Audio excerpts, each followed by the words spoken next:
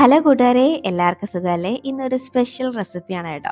അതാണ്ട് നമ്മുടെ അയലയുണ്ടല്ലോ, നല്ല പച്ച അയലയും ഇനി കുറച്ച് വെണ്ടയ്ക്കയും കൂടെ ചേർത്തുണ്ടാക്കാൻ പറ്റുന്ന നല്ല പൊള്ളി ഒരു ഐറ്റമാണ് കാണിക്കുന്നത്.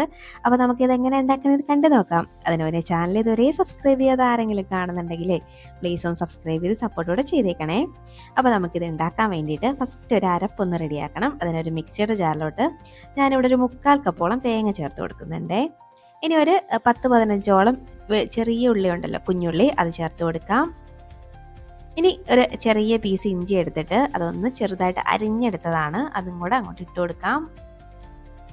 ഇനി ഒരു 2-3-4 വെളുത്തുള്ളി അല്ലി ചേർത്ത് കൊടുക്കാം.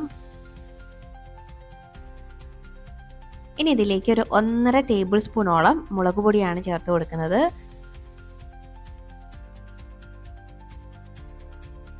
ഇനി ഒരു 1/2 ടീസ്പൂണോളം മഞ്ഞൾപ്പൊടിയും കൂടെ ചേർത്ത് കൊടുക്കാം. ഇനി ഇത് അരച്ചെടുക്കാൻ വേണ്ടി വളരെ കുറച്ച് വെള്ളം കൂടെ ചേർത്ത് കൊടുക്കുന്നുണ്ട്.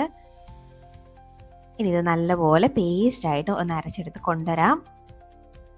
അപ്പോൾ നമ്മൾ ഈ റെസിപ്പിയിലോട്ട് ഒട്ടും തന്നെ ഓയിലൊന്നും ചേർക്കുന്നില്ല കേട്ടോ. അപ്പോൾ നല്ല അടിപൊളിയായിട്ടൊന്ന് അരച്ചെടുത്തിട്ടുണ്ട്. ഇതങ്ങോട്ട് മാറ്റി വയ്ക്കാം. ഇനി ഒരു ചട്ടിയിലോട്ട് ഇതങ്ങോട്ട് ഇട്ട് കൊടുക്കാം. അരപ്പൊന്നും ഒട്ടും മിസ്സാക്കരുത്, എല്ലാം അങ്ങോട്ട് ഇട്ട് കൊടുത്തോളൂ കേട്ടോ. ഇനി ആ അരച്ചെടുത്ത മിക്സിയുടെ ജാറിൽ കുറച്ച് വെള്ളം കൂടെ ചേർത്ത് ഇതിലേക്ക് ഒന്ന് ഒഴിച്ചു കൊടുക്കാം. ഇനി ഇതിലേക്ക് പുളിവെള്ളം ചേർത്ത് കൊടുക്കണം. ഞാനിവിടെ സാധാരണ നമ്മുടെ വാളൻപുളി പിഴിഞ്ഞ് ആ പുളിയാണ് ചേർക്കുന്നത്. നിങ്ങൾക്ക് വേണമെങ്കിൽ കുടംപുളി വേണമെങ്കിൽ ചേർക്കാം കേട്ടോ, അത് നിങ്ങളുടെ ഇഷ്ടമാണ്.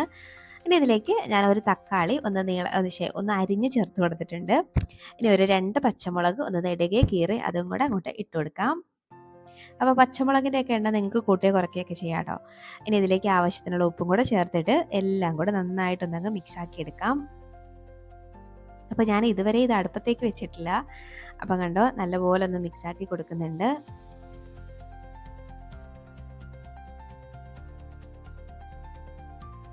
ഇതുപോലെ നന്നായിട്ട് ഒന്നങ്ങ് മിക്സാക്കിയിട്ട് ഇനി നമുക്കിത് അടുപ്പത്തേക്ക് മാറ്റാം.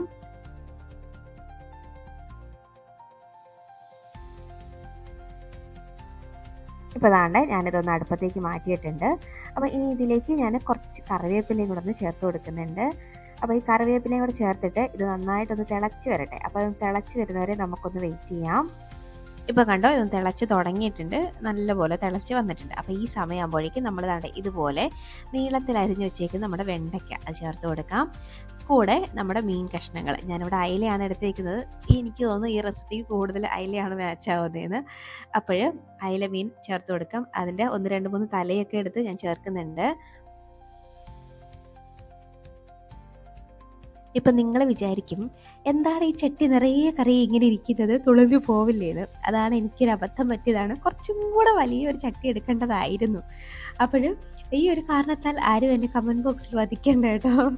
അപ്പോഴും കണ്ടോ, ഒന്ന് ജസ്റ്റ് ഒന്നങ്ങ് മിക്സാക്കി കൊടുത്തിട്ട് നമുക്കിതൊന്ന് അടച്ച് വെച്ചിട്ട് ഒന്ന് വേവിച്ചെടുക്കാം.